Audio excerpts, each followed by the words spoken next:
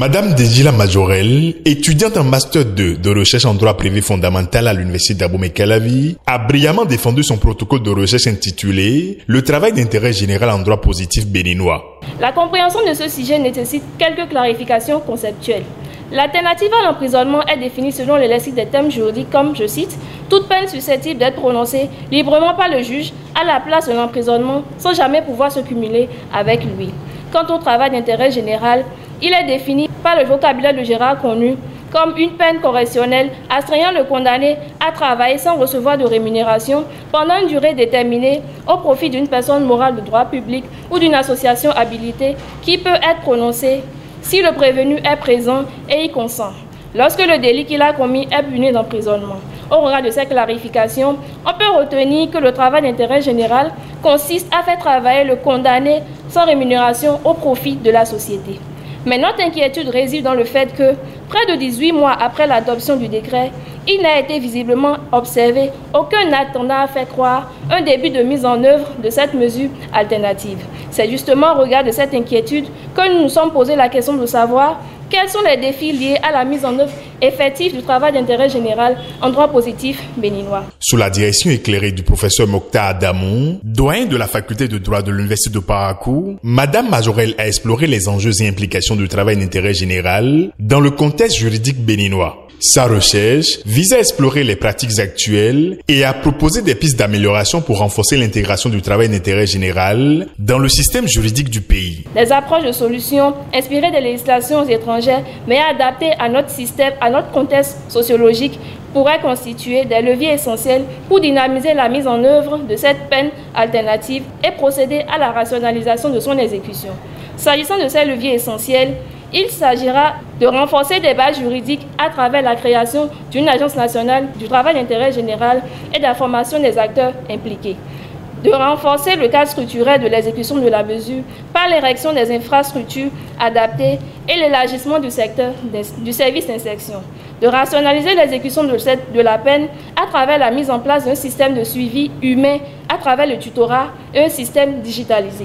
Excellence, Monsieur le Président du jury, honorables membres du jury, l'intégration effective du travail d'intérêt général dans le système pénal béninois représente une opportunité majeure pour désengorger les prisons, réduire les coûts de détention et surtout d'éviter que les délinquants primaires soient contaminés par des véritables criminels récidivistes. La voie est donc tracée pour une dynamisation de sa mise en œuvre, mais pourvu qu'une volonté politique forte et une collaboration fructueuse entre toutes les parties prenantes soient une réalité.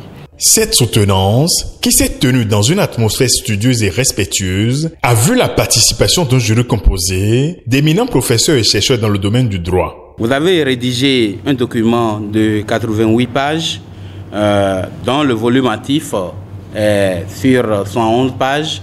Donc vous avez fait 111 pages actives à partir de l'introduction jusqu'à la conclusion.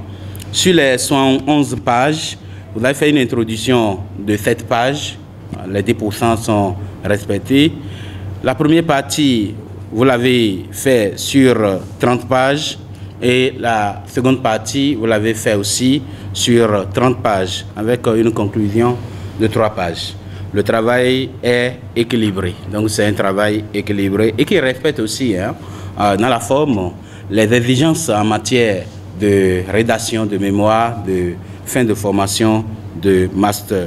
Une notion du moins qui a vu le jour, mais dont l'application pose jusqu'à l'heure actuelle problème.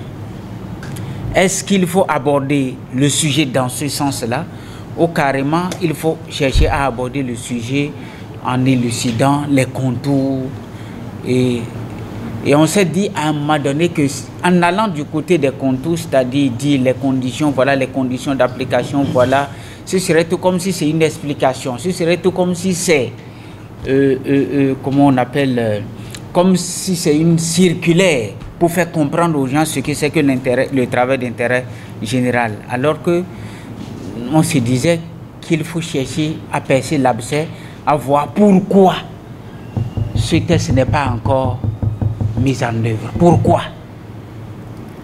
Bon, les vraies raisons, monsieur le doyen, c'est ça ce que vous avez.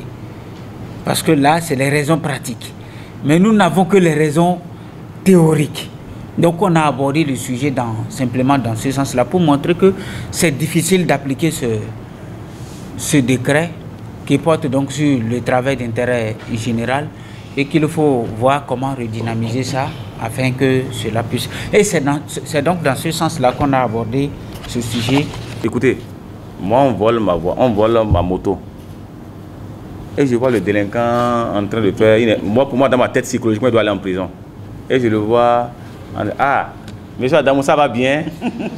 Et il est en train de faire travail d'intérêt général. Quelle serait ma psychologie? Il y aura région de bandits populaires.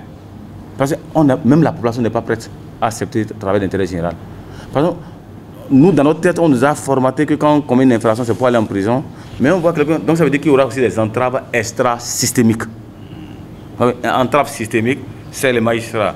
Le système n'est pas préparé à ça. Mais il y a des entraves extra-systémiques où la population elle-même ne va pas comprendre qu'un délinquant qui a commis une infraction, un délit, au lieu d'aller en prison, on le voit à la mairie et qui salue, qui dit « Monsieur, il provoque, Monsieur Adamou, bonne arrivée !» Regardez mon comportement, comment je vais ressentir cela. Si demain quelqu'un vient voler, je vais aussi régler mon compte parce que je vais dire que non, il y a problème. Donc il y a des entraves. Donc c'est ça. Donc c'est comme ça qu'il fallait comprendre le sujet.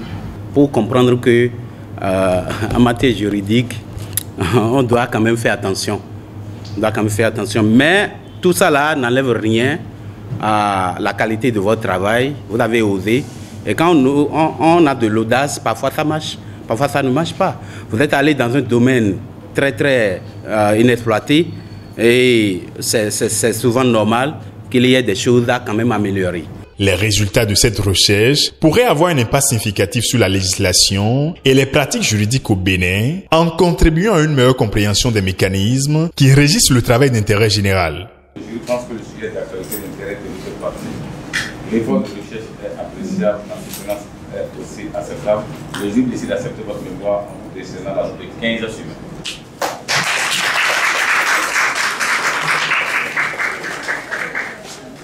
Les membres de la communauté universitaire ainsi que les étudiants présents ont été inspirés par la passion et l'engagement dont a fait preuve Madame Dejila Majorel tout au long de sa présentation.